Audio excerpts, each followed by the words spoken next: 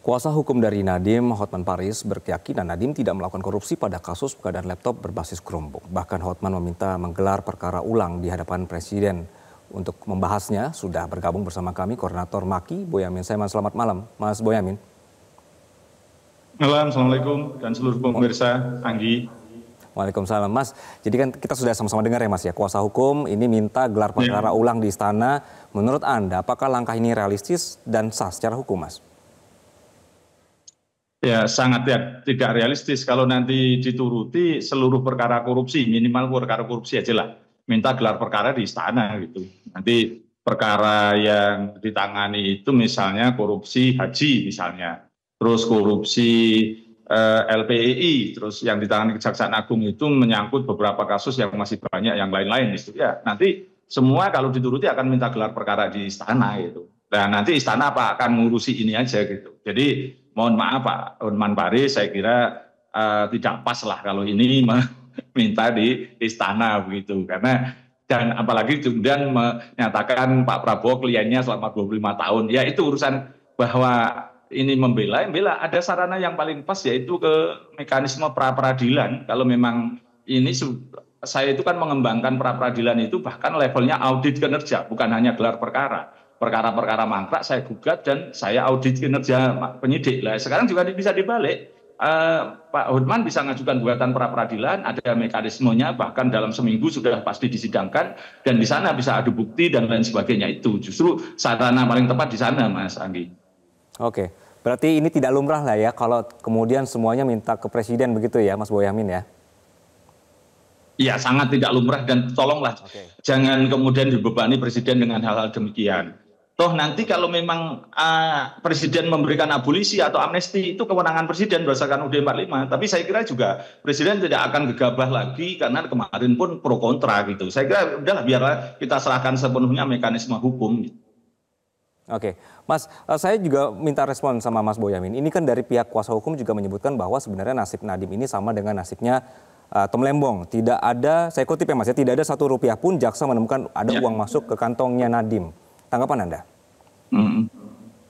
Ya, kan pasal 2, pasal 3 itu selalu dikatakan memperkaya diri sendiri atau orang lain. Kan itu? Tidak harus kepada Pak Nadiem. Dalam kasus Bank Senturi itu Budi Mulya dinyatakan bersalah itu bahkan Rp1 pun tidak masuk ke dia. Bahkan uang yang dulu dituduhkan 1 miliar itu dihapus oleh hakim dan tidak ada uang pengganti. Tapi dinyatakan tetap bersalah. Bahkan sampai PK pun tetap ditolak gitu. Jadi jangan kemudian mengatakan bahwa tidak ada uang sepeser pun begitu. Itu selalu begitu kalau pejabat kan karena memang tidak OTT, tidak tertangkap tangan ya memang tidak bisa dibuktikan itu. Tapi pasal 2, pasal 3 itu kan memperkaya diri sendiri atau orang lain, perbuatan melawan hukum merugikan negara. Sekarang misalnya perdebatan tentang tidak ada markup itu. Kejaksaan Agung mengatakan ada kerugian 1,9, itu diduga dari markup. Itu kan mari kita bedah di sana di pra-peradilan itu gitu. Nah, misalnya saya menemukan bukti misalnya tidak semua yang diterima ini touchscreen, ternyata belakangan tidak touchscreen. Nah, harganya apakah sama? Itu masih didalami lagi, banyak hal yang ditemukan dari kasus-kasus Chromebook ini, Anggi. Oke, Mas, kalau misalnya pernyataannya adalah kemudian penetapan tersangka Nadiem ini lebih ke persoalan regulasi administrasi, bukan tindak pidana korupsi. Tanggapan Anda? Ya. Justru itulah akan kita bedah. Penyidik nanti juga akan membedah. Sudah menetapkan tersangka itu, saya yakin 2 alat bukti dan dugaan kerugian negara yang markup segala macam kan juga ada perhitungannya. Dan itu nanti akan disahkan oleh BPK misalnya gitu, dalam proses penyidikan itu. Dan posisi itu juga bisa diuji lewat pra-peradilan. Regulasi. Tapi kalau misalnya dalam kasus Bank Senturi itu sampai hafal saya. Kebijakan tidak bisa dipidana, iya betul. Tapi kebijakan yang diambil dengan perbuatan melawan hukum atau ada unsur melawan hukumnya atau menguntungkan pihak lain atau apapun yang bisa dirumuskan itu, maka itu adalah bagian dari tindak pidana korupsi itu sendiri. Jadi selalu dipertentangkan kebijakan tidak bisa dipidana, regulasi, administrasi. Nah, dalam kasus BLBI Sabudin Temenggung itu kan ada hakim berpendapat beda-beda. Ada yang menyatakan pidana, ada yang menyatakan administrasi, ada yang menyatakan bukan perbuatan pidana atau perdata gitu. Ada tiga akhirnya Sabudin juga dibebaskan. Maka dalil itu bawalah ke pengadilan, bawalah kepada hukum gitu loh. Nanti bisa aja bebas kok. Bukan hanya Sabudin Temenggung yang bebas, misalnya Sofyan Basir gitu. Bank Mandiri di Oke, kasus Mas kredit Boyamin. macet juga Ya. yang menuntut Kejaksaan Agung, yang menyidik Kejaksaan Agung juga dinyatakan bebas itu. Jadi suatu Oke. hal yang harus dibawa ke sana, bukan perdebatan-perdebatan ya enggak apa-apa, perdebatan ini untuk pembelajaran dan juga untuk edukasi hukum pada masyarakat boleh-boleh aja juga gitu. Oke, nah begitu kalau misalnya pertanyaan berikutnya adalah Mas, jadi karena tadi masalah administrasi, apakah seorang menteri yang mengeluarkan Permendikbud teknis ini bisa serta-merta dianggap melakukan tindak pidana, padahal membuat aturan adalah kewenangan jabatannya, Mas? Ya, kan gini, sudah dirumuskan bahwa sebelum ada dugaan penggantian peraturan segala macam itu kan ada dugaan pertemuan-pertemuan pada Februari 2020. Nah, Oke, ini kan persoalannya saya melihatnya pada posisi pengadaan. Pengadaan itu tender, menyebut merek aja tidak boleh, menyebut suatu sistem aja juga nggak boleh. Dan oke, ternyata aplikasi laptop ini tidak terlalu fungsional manfaat di masyarakat. Di dunia pendidikan hanya dipakai untuk ujian dan pembelajaran yang terbatas itu. Untuk hal-hal yang sifatnya aplikasi tiap hari nggak bisa laptop ini. Dan gampang aja Mas Anggi, di pasaran nggak ada laptop ini. Kalau bagus berarti terjual loh. Gitu loh. Jadi ini oke, sesuatu yang menurut versi saya bahwa ini tidak fungsi maksimal. Bahkan menurut versi saya malah salah perencanaan. Kalau boleh saya menghitung itu kerugiannya total loss karena ini tidak maksimal dan tidak bisa dipakai. Sekarang ini apalagi itu harus pakai internet gitu. Nah itu yang masyarakat pinggiran yang nggak pakai internet terus bagaimana? Gitu. Jadi ini yang menurut saya sesuatu yang apalagi ada penjelasan dari Kejaksaan Agung mengatakan bahwa produk ini pernah dinyatakan gagal, sistem ini dinyatakan gagal. Kenapa diteruskan? oke.